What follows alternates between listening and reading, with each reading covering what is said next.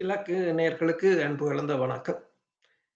இன்று இன்றைய அதாவது அ ஜூன் 13ஆம் தேதி ஈரான், இஸ்ரேல் போர் நிலவரம் தொடர்பான ஒரு செய்தி குறிப்பு, அதாவது அப்டேட் என்று சொல்றது.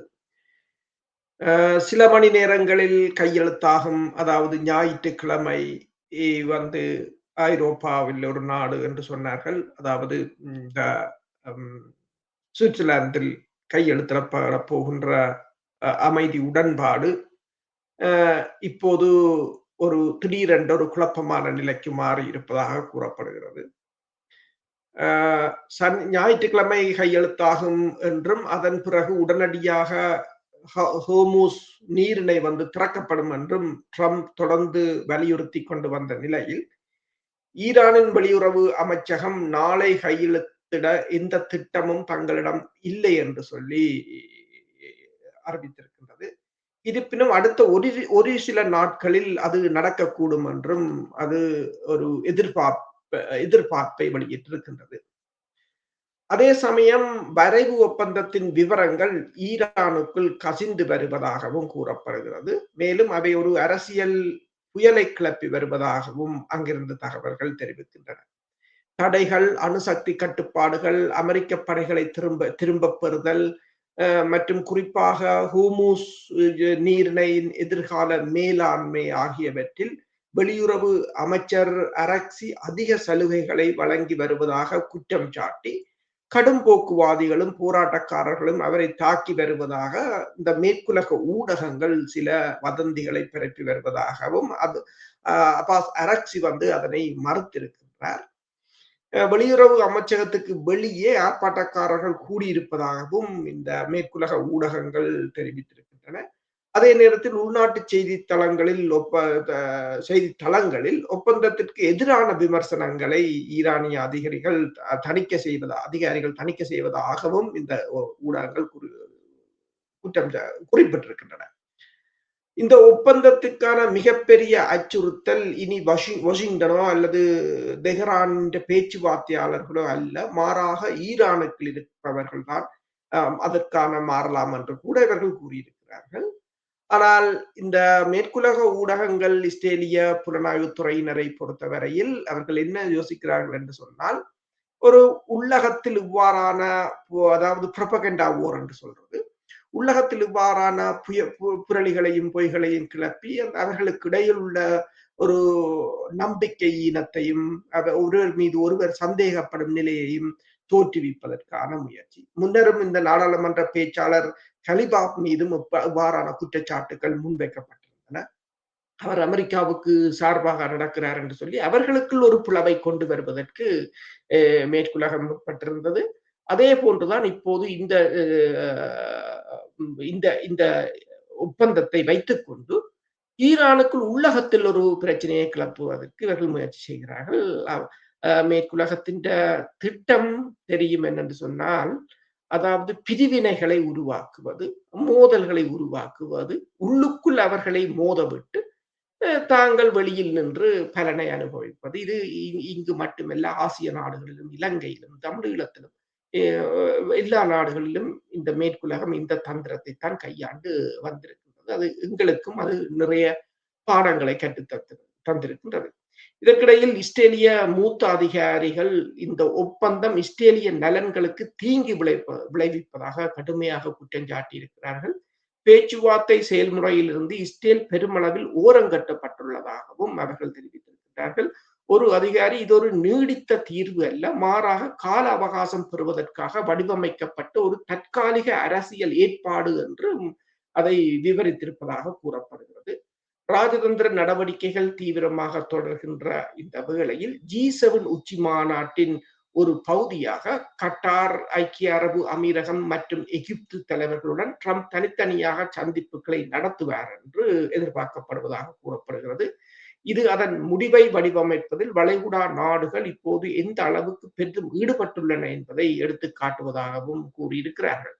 அதே சமயம் ஈரான் ஒப்பந்தம் நெருங்கிவிட்டது போல் அனைவரும் பேசுகிறார்கள். ஆனால் இதில் சம்பந்தப்பட்ட கிட்டத்தட்ட ஒவ்வொரு முக்கிய தரப்பினரும் முரண்பாடான சமிக்கைகளை அனுப்புகின்றனர் என்றும் சந்தைகள் அமைதியாக இருக்கும் என்று பந்தயம் கட்டுகிறார்கள் என்றும், அரசியல்வாதிகள் சமாதானத்தை விற்கிறார்கள் என்றும், பேச்சுவார்த்தையாளர்கள் இன்னும் விவரங்கள் குறித்து விவாதித்துக் கொண்டிருக்கிறார்கள் என்றும் தற்போதைய தகவல்கள் தெரிவிக்கின்றன.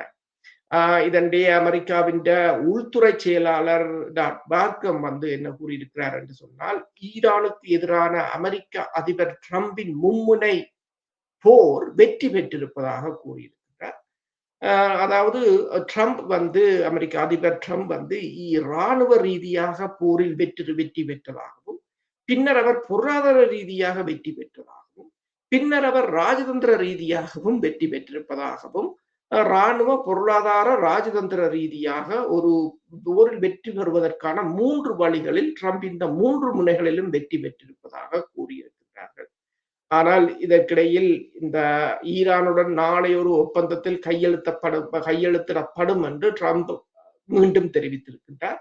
இது இருதரப்பினராலும் மெய்நிகர் முறையில் சில சமயங்களில் இணைய வழி ஊடாக கையெழுத்து போட வாய்ப்புள்ளதாகவும், இஸ்ரேலிய ஊடக அறிக்கைகளின்படி அமெரிக்காவுக்கும் ஈரானுக்கும் இடையிலான ஒப்பந்தம் தொடர்பாக இஸ்ரேலிய பாதுகாப்பு அமைச்சரவை கூட்டம் நாளை ஞாயிற்றுக்கிழமை மாலை கூட இருப்பதாகவும் கூறியிருக்கிறார்கள்.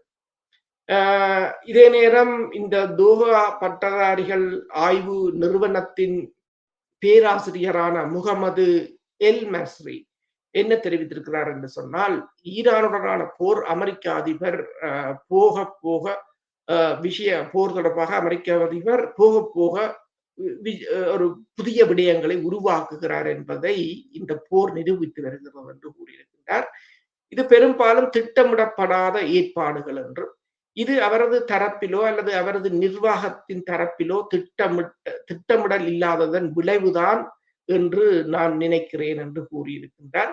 தற்போதைய இந்த போர் ஒரு மிகப்பெரிய தவறான கணிப்பு என்பதை தெளிவாக்குகிறது என்றும் அவர் இந்த அல் ஜசீரா ஊடகத்திடம் தெரிவித்திருக்கின்றார். ஈரானிய அணுசக்தி விவகாரம் மற்றும் ஹோர்முஸ் நீரிணை உட்பட அமெரிக்கா ஈரான் ஒப்பந்தம் விரைவில் கையெழுத்திடப்படுமா என்பதை உலகம் உற்று நோக்கி வரும் நிலையில் பல கேள்விகளுக்கான இன்னும் விடை கிடைக்கவில்லை என்றும் அவர் கூறியிருக்கின்றார். ஹோர்முஸ் நீரிணையின் தற்போதைய நிலை என்னவென்று நமக்கு இன்னும் சரியாக தெரியவில்லை. அந்த நீரிணையின் மீது ஈரானியர்கள் கட்டுப்பாடு செலுத்தி வருகின்றார்கள்.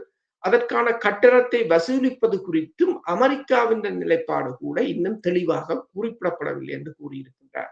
எதிர்காலத்தில் யுரேனிய செறிவூட்டல், ஈரானின் திறன் மற்றும் அதிக செறிவூட்டப்பட்ட யுரேனியத்தின் கையிருப்பு ஆகியவற்றின் அடிப்படையில் இன்னும் பல விடயங்கள் தீர்க்கப்பட வேண்டிய உள்ளது என்றும், அதை எவ்வாறு கையாள்வது என்பதில் இருதரப்பினருக்கும் இடையிலே பலத்த கருத்து வேறுபாடு உள்ளது என்றும் அவர் கூறியிருக்கிறார். இதனிடையே அமெரிக்காவுடனான ஒப்பந்தம் நாளை கையெழுத்தப்படாது என்பதை ஈரான் மீண்டும் அறிவித்திருக்கின்றது. அடுத்த சில நாட்களுக்கு அது கையெழுத்திடப்படலாமே தவிர அது நாளைக்கு, அதாவது ஞாயிற்றுக்கிழமை கையெழுத்திடப்படாது என்று கூறியிருக்கின்றார்கள். இதற்கிடையில் பேச்சுவார்த்தைகளில் ஏற்பட்டுள்ள முட்டுக்கட்டையை உடைப்பதற்காக 12 பில்லியன் அமெரிக்க டாலர்கள் மதிப்புள்ள உதவித்தொகையை கத்தார் ஈரானுக்கு வழங்கியுள்ளதாக ஈரானிய செய்தி நிறுவனமான இந்த மொஹர் செய்தி நிறுவனம் தெரிவித்திருக்கின்றது. இதில் 6 பில்லியன் டாலர்கள் கத்தாரில் உள்ள ஈரானிய நிதிகளை முடக்கம் நீக்குவதன் மூலம் பெறப்படும் என்றும், மேலும் 6 பில்லியன் டாலர்கள் கடன் அல்லது கடன் வசதி அடிப்படையில் வழங்கப்படும். மற்றது ஈரானிய வெளியுறவு அமைச்சகத்தின் அறிக்கையின்படி எங்கள் பேச்சுவார்த்தை குழு அடுத்த 2 நாட்களுக்கு ஜெனீவாவுக்கோ அல்லது வேற எந்த இடத்துக்கோ பயணம் செய்ய திட்டமிடப்படவில்லை என்றும் அவர்கள் கூறியிருக்கின்றனர். அதே சமயம் பாகிஸ்தான் வெளிவிவகார அமைச்சரான முகமது இஷாக் டார் சவுதி அரேபியாவின் வெளிவிவகார அமைச்சர் ஃபைசல் பின் பர்ஹானுடன் தொலைபேசியில் உரையாடி இருப்பதாகவும், அப்போது அமெரிக்கா ஈரான் பேச்சுவார்த்தைகள் இறுதி கட்டத்தை எட்டியுள்ளதாகவும், நாளை மின்னணு முறை, அதாவது இந்த காணொளி முறையில் கையெழுத்திடும் ஒரு நிகழ்வு இடம்பெற உள்ளதாகவும், இதை இருதரப்பினரும் ஏற்றுக்கொண்டுள்ளதாகவும் இருதரப்பினரும் பேசியதாக செய்தி வெளியிடப்பட்டிருக்கிறது. அதே சமயம் பாகிஸ்தான் பிரதமர் ஷெபாஸ் ஷெரீஃபும் இந்த அதாவது டீல் வந்து மிகவும் க்ளோஸாக வந்து விட்டது என்பது தொடர்பாக தனது ட்வீட்டில் தெரிவித்திருக்கின்றார். அந்த ட்வீட்டை வந்து அமெரிக்க அதிபர் வந்து பாகிஸ்தான் பிரதமர் ஷெஃபாஸ் ஷெரீஃபின் ட்வீட்டை வந்து அவர் திருப்பி மறுபதிவு செய்திருக்கின்றார். அப்படியே அதை ஃபார்வர்ட் பண்ணியிருக்கிறார் தனது சோசியல் மீடியாவில். இதே சமயம் உங்களுக்கு தெரியும் இந்த தாக்குதல்கள் கடந்த வாரம் மாறி மாறி இருதரப்பினராலும் மேற்கொள்ளப்பட்ட தாக்குதல்கள்.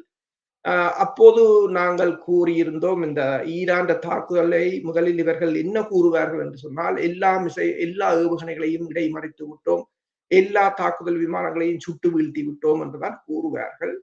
ஆனால் பிறகு அது தொடர்பாக மெல்ல மெல்ல இழப்புகள் தொடர்பான அறிக்கைகள் வரும் என்று இன்றும் கொஞ்சம் அறிக்கைகள் வந்திருக்கின்றன. அதாவது பஹ்ரைனில் உள்ள ஷேக் ஈசா விமானப்படை தளத்தில் இருந்த 2 விமான எரிபொருள் சேமிப்பு கிடங்குகள் ஈரான் பாலிஸ்டிக் ஏவுகணைகளால் அழிக்கப்பட்டிருப்பதாக இப்போது அந்த சேட்டலைட் படத்தையும் போட்டிருக்கிறார்கள்.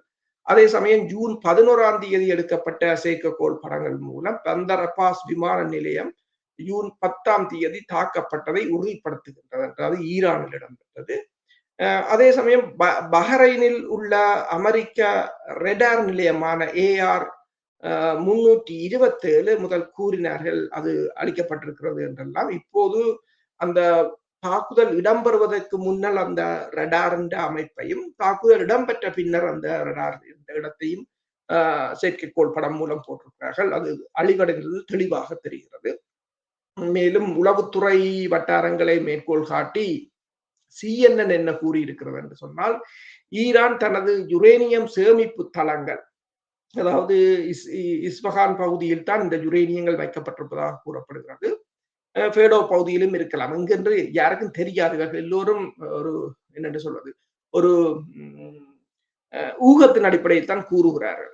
அப்ப இந்த யுரேனியம் சேமிப்பு தளங்களின் நுழைவாயில்களில் இப்போது கண்ணி வெடிகளை புதைப்பதாக கூறப்படுகிறது.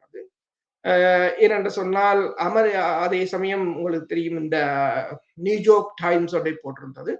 அமெரிக்க அதிபருக்கு கடந்த வாரம் ஒரு திட்டம் இருந்தது, ஒரு சிறப்பு படை நடவடிக்கை மூலம் இந்த யுரேனியம் இருக்கின்ற பகுதிகளை கைப்பற்றுவது அல்லது ஒரு படை நடவடிக்கை. இப்ப ஈரான் ஏன் இப்போது இந்த பகுதிகளில் தனது கண்ணிவெடிகளை புதைக்கிறது என்று சொன்னால், இந்த பேச்சுவார்த்தை என்று இவர்கள் கூறி டீல் என்று சொல்லி வந்து உடன்பாடுகள் என்றெல்லாம் கூறுவதை ஈரான் இப்போது நம்புவதற்கு தயாராக இல்லை. இவர்கள் இந்த பேச்சுவார்த்தைகளை ஒரு காலத்தை வாங்குவதற்கு பயன்படுத்தி கொண்டு தாக்குதலை தீவிரப்படுத்தலாம் என்பதை ஈரான் எந்த நிலையிலும் தன்னை தயார்படுத்திக் கொள்வதாகத்தான் இதை பார்க்கலாம்.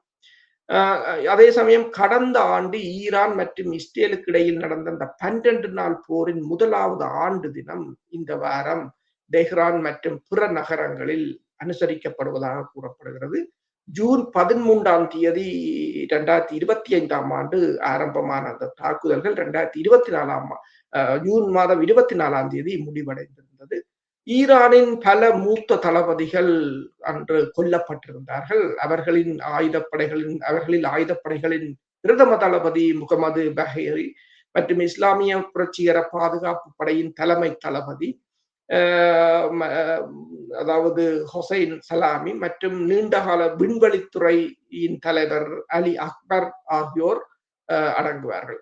அவரை விட பலர் கொல்லப்பட்டிருந்தார்கள். அந்த வாரம் அந்த நினைவு தினத்தையும் இந்த வாரம் கொண்டாடுகின்ற அதே சமயம் ஈரான் சுப்ரீம் லீடர் உச்ச தலைவர் என்று சொல்றது அயத்துல்லா சையத் அலி ஹமானியின் உடல் 4ஆம் தேதி முதல் ஜூலை 4ஆம் தேதி முதல் 6ஆம் தேதி வரையிலும் ஈரானின் 3 நகரங்களில் பெருநகரங்களில் காட்சியகப்படுத்த போகிறார்கள்.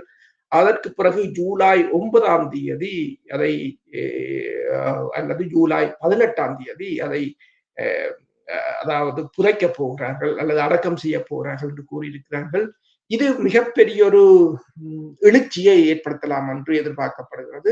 கிட்டத்தட்ட 15 தொடக்கம் 20 மில்லியன் மக்கள் அதில் பங்கு பெற்றலாம் என்றும் கூறியிருக்கிறார்கள் 3 நகரங்களிலும். அதே சமயம் ஈரான் தனது ஏவுகணை திறனை விரைவாக மீட்டெடுத்து மேற்கத்திய மீட்டெடுத்து விட்டதாக மேற்கத்திய ஊடகங்கள் இப்போது தெரிவித்திருக்கின்றன. உதாரணமாக ப்ளூம்பெர்க் என்ன சொல்லியிருக்கிறது என்று சொன்னால், அமெரிக்காவுடனான 8 வார கால போர் நிறுத்தத்தின் போது ஈரான் தனது ஏவுகணை ஆயுத கிடங்குகளை கிடங்குகளின் கணிசமான பகுதிகளை மறுசீரமைத்திருப்பதாகவும், அதாவது மோதலுக்கு முன்பு தன்னிடம் இருந்த வெடிமருந்துகளில் சுமார் 3/4 பங்கை தெஹ்ரான் பாதுகாத்து வைத்துள்ளதாகவும், இந்த இருப்புக்களை விரைவாக மீண்டும் நிரப்பும் திறன் அதற்கு இருக்கிறது என்றும் கூறியிருக்கிறார்கள். ஹோர்முஸ் நீரிணையை பொறுத்தவரையில் இன்று மற்றும் ஒரு எண்ணெய் கப்பல் அடையாளம் தெரியாத ஒரு தாக்குதல், அது குண்டால் தாக்கப்பட்டிருப்பதாக யூகே எம்டிஓ என்ற அமைப்பு இன்று தெரிவித்திருக்கின்றது.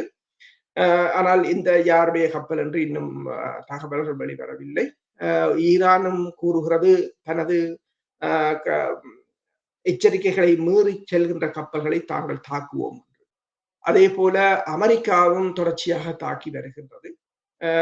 அதே சமயம் இஸ்மாயில் பஹாயி அதாவது ஈரான் வெளிவாரத்துறையின் பேச்சாளர், அவர் கூறியிருக்கின்றார், ஹோர்முஸ் நீரிணையினால் செல்லும் கப்பல்களுக்கான சேவைகளுக்கான கட்டணம் தாங்கள் அதை வசூலிப்பதில் எந்த மாற்றமும் வராது என்று கூறியிருக்கின்றார். இதனிடையே இந்த டேங்கர் ட்ரக்கர்ஸ் என்று சொல்கின்ற அந்த இணையதளத்தின் தகவல்களின் அடிப்படையில் மற்றும் ஒரு பெரிய சூப்பர் டேங்கர் VLCC மற்றது சரக்கு கப்பல் அந்த AIS என்ற டிரான்ஸ்பாண்டரை அணைத்துவிட்டு வெறுமனவே, அதாவது அமெரிக்க கப்பல்களின் அந்த அமெரிக்காவின்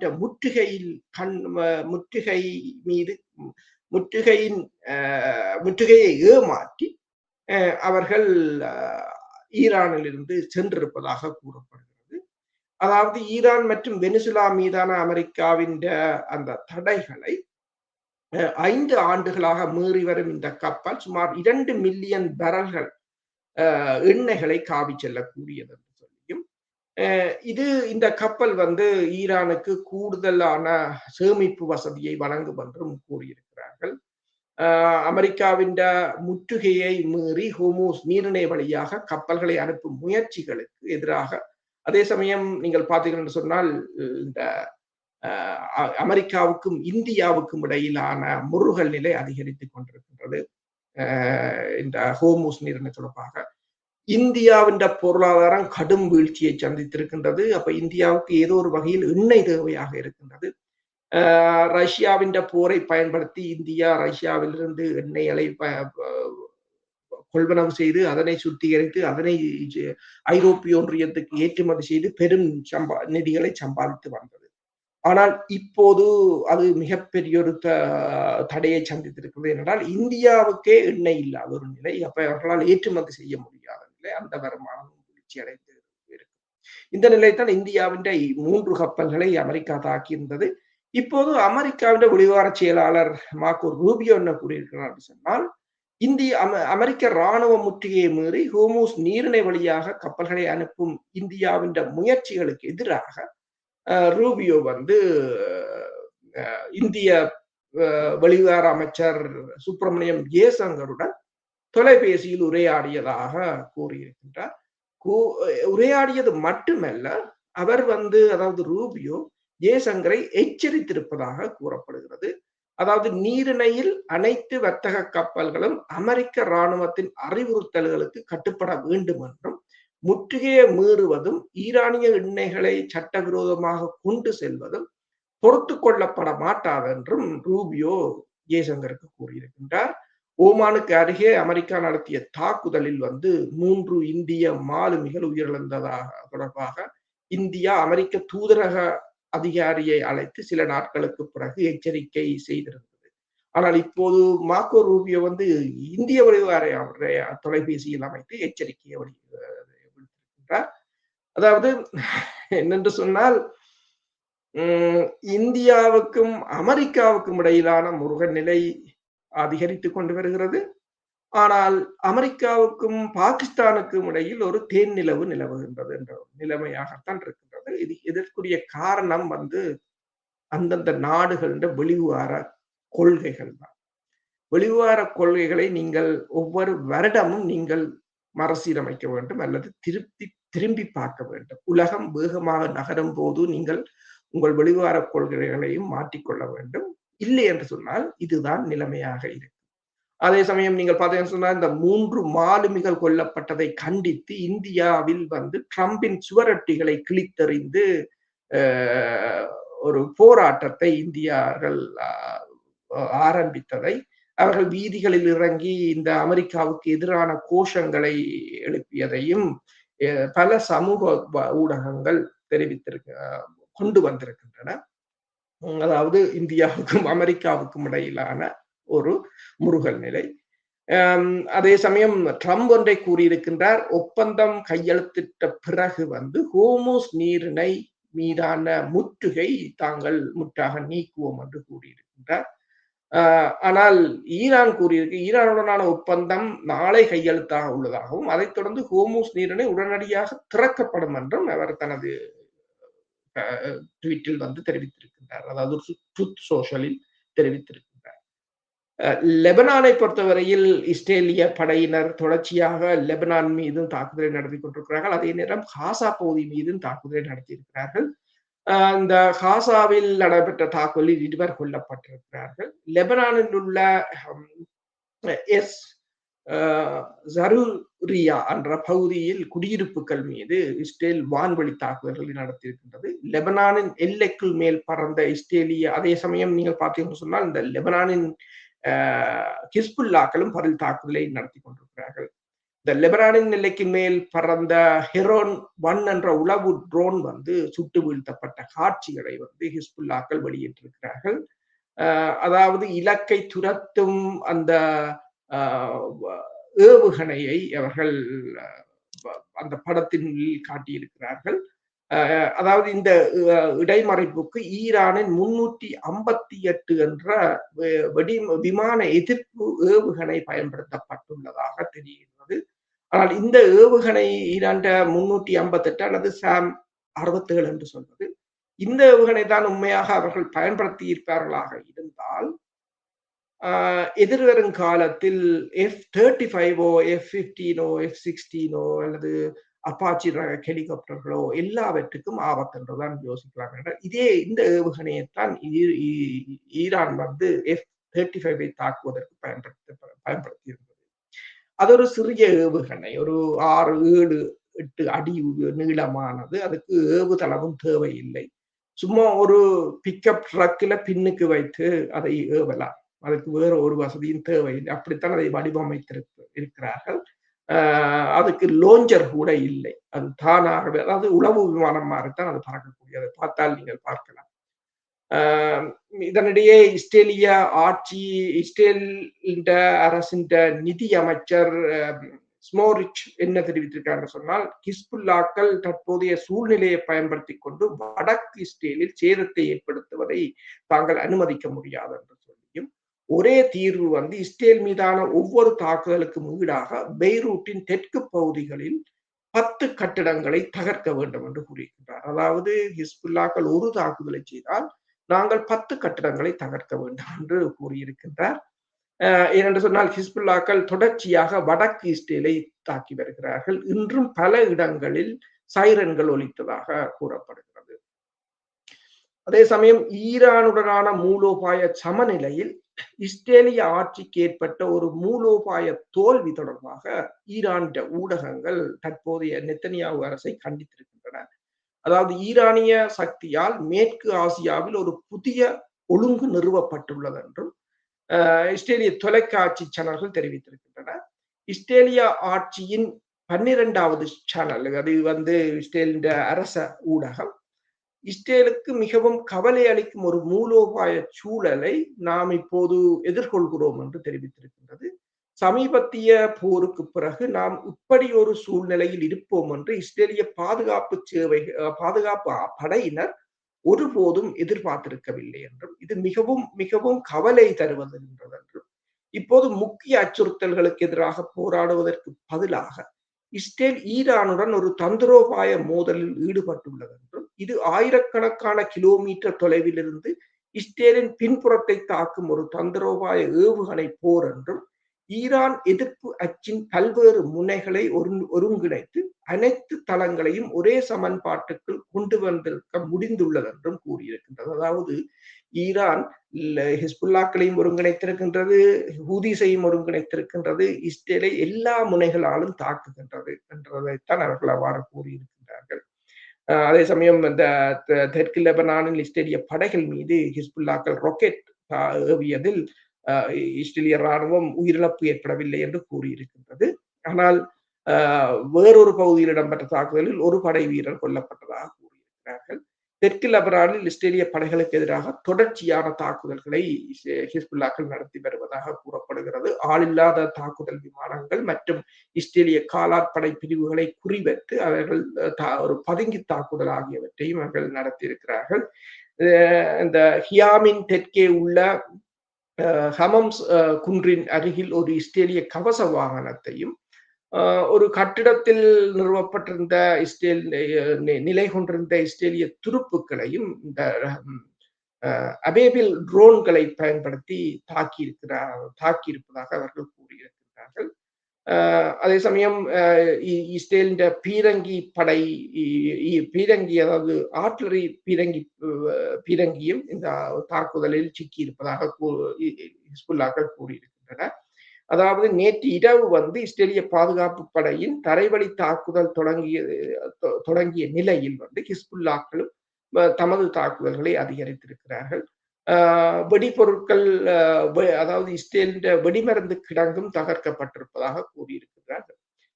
இதனிடையே இஸ்ரேலின் தரை தாக்குதல் ஆரம்பித்ததை தொடர்ந்து லெபனான் படையினர் தெற்கு லெபனானில் இருந்து அவர்கள் அந்த HMMWB மற்றும் M113 என்ற கவச வாகனங்களை லெபனான் தனது உட்பகுதிக்கு நகர்த்தி இருப்பதாக கூறப்படுகிறது. போரை பொறுத்தவரையில் அதாவது இந்த பேச்சுவார்த்தை ஒரு புறம் இருந்தாலும் இஸ்ரேல் தனது போரை தொடர்ச்சியாக நடத்தி கொண்டுதான் இருக்கின்றது. எனவேதான் ஈரான் இந்த தாங்கள் ஜெனீவாவுக்கு போவதையும் ஒத்தி வைத்திருக்கின்றது. பல தடைகள் இருக்கின்றன. அதாவது இந்த போர் இறுதி உடன்பாடு எட்டப்படும், எல்லாம் முடிந்து விட்டது என்று எல்லோரும் கூறினாலும் இன்னும் நீக்கப்படாத தடைகள் பெருமளவில் இருக்கின்றன. எனவே போர் இப்போதைக்கு முற்றாக முடிவதற்கான எந்த சூழ்நிலைகளும் இல்லை என்றதுதான் தற்போதைய செய்தி. புதிய அப்டேட்டை நாங்கள் நாளை பார்ப்போம். அதுவரை நன்றி, வணக்கம்.